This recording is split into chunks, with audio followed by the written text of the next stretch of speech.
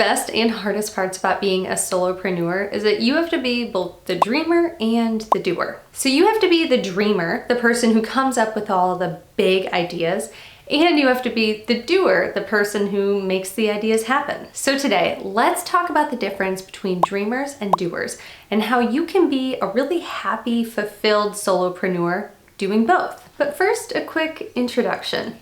My name is Sam and I'm the founder of Passionland. I design feel-good business strategy for creators and solopreneurs. I really want to help you build a business that you love working on. There are a few ways that you can work with me.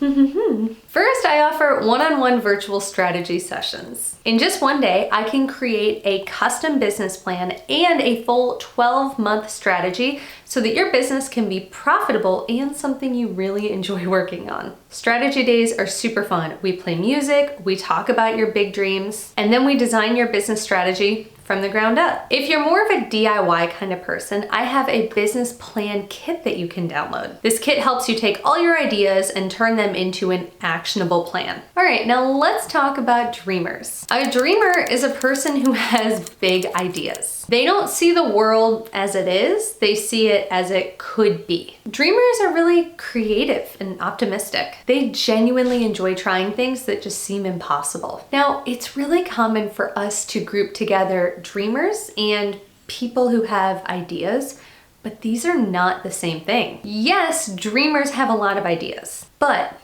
ideas aren't enough. What makes dreamers unique is that they have ideas and they act on their ideas. Dreamers are the ones who think the world is this way, but it should be that way. And I'm going to do something to build the world that I can imagine. But dreamers would be all talk and no walk without doers. Now, a doer is someone who makes dreams happen. They turn dreams into reality. Doers take action. They get stuff done. So the most simple version is that dreamers come up with the ideas and doers fulfill the ideas. But the times are changing a little bit. In traditional employment, the model looked like this. You had the dreamers, who were maybe like the owner of the company or C-suite execs like your CEO. And then you had doers, who were like the employees or managers, the lower tiered people at the company. And in that situation, the dreamers were still the idea havers and the doers were still the people who fulfilled the ideas.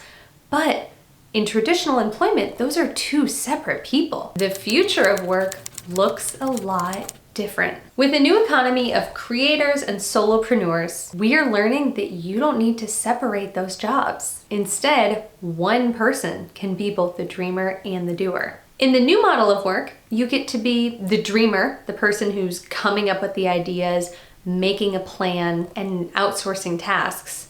And you get to be the doer, implementing ideas, marketing, selling, creating. But something that we don't talk about often enough is that it's really hard to be both the dreamer and the doer. So I'm going to talk about it. Sometimes it can feel like a blessing and a curse at the same time. It's kind of a blessing to know that you can be both a dreamer and a doer. You're like a really impressive ship captain. You can design a ship, build it, stock it, and sail it across the ocean. Like, that's really empowering. If you can do that, that's so cool. On the other hand, just because it's cool doesn't mean that it's not really hard. When you're the dreamer and the doer, you're responsible for all of the tasks. I like to think of ideas as little fires. When you're the dreamer and the doer, it feels like you're responsible for making the spark, keeping this tiny little flame alive, adding sticks and kindling so this flame turns into a real fire, keeping the fire well fed, protecting the fire from wind and rain, using the fire to cook your dinner, and keeping the fire going all night to keep you warm. Listen, I'm not a Boy Scout, but that's a lot of work and that's a lot of emotional labor. Being both the dreamer, the ideas person, and the doer, the get stuff done person, is really hard. And I have kind of a hard truth that we need to talk about, which is that not everyone is cut out to be the dreamer and the doer, and that's okay. So if you're feeling burnt out or uninspired, maybe that's a sign that you shouldn't be the dreamer and the doer right now. Maybe it's time to outsource one of those tasks. So here's what to do if dreaming feels too hard. And first of all, like, oh, my heart goes out to you because that's a tough one to accept. I think as self-starters, we feel like we should be dreamers. So it's hard when we struggle with that. If you find that having ideas is easy, but staying inspired is kind of hard, then maybe it's time to take a break from being a dreamer. And I say this with so much love. It is okay to let someone else be the dreamer for a little while. And I know this is gonna sound crazy, especially if you've been self-employed for a while, but maybe you should just go work for someone else for a little bit. I think hustle culture and entrepreneurship porn, for lack of a better word, makes it sound like working for someone else is a waste of your time. But oh my God, I disagree. Sometimes you just gotta go work on someone else's dreams to figure out what your dreams are. You can't build your own dreams if you don't know what they are. Working for someone else can actually be amazing. When you go to work for someone else, you get to learn what you're good at. You get a steady, reliable stream of income, which is not nothing. And you get the satisfaction of getting to work on a project without having to come up with a project yourself. And finally, you get to learn what you enjoy doing and what you don't enjoy doing. So working for a dreamer or working for someone else is not giving up on your own dreams. I think it's a form of radical acceptance and bravery to just take a break from dreaming if that's what you need to do. If you don't have a dream that you are 100% excited about, it's not a bad idea to go work for someone else, at least for a bit. Now, here's what to do if being a doer feels like too much. And this is actually like really easy and common. As solopreneurs, we're usually doing the job of like 3 to 5 people. And yeah, that's overwhelming. So the easiest solution, outsource. Make a list of the tasks that you must do and that you actually enjoy doing. So find the things that like you don't want to give up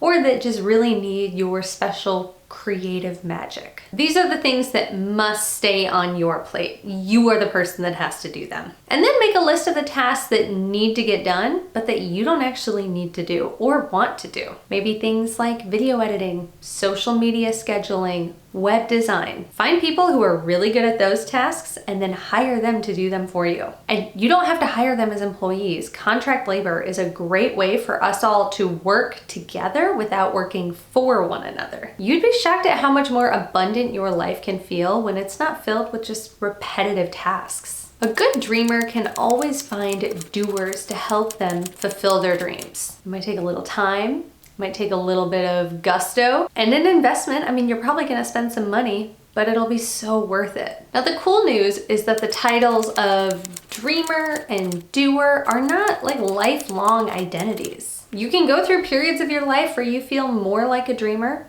or you can feel more like a doer at other times.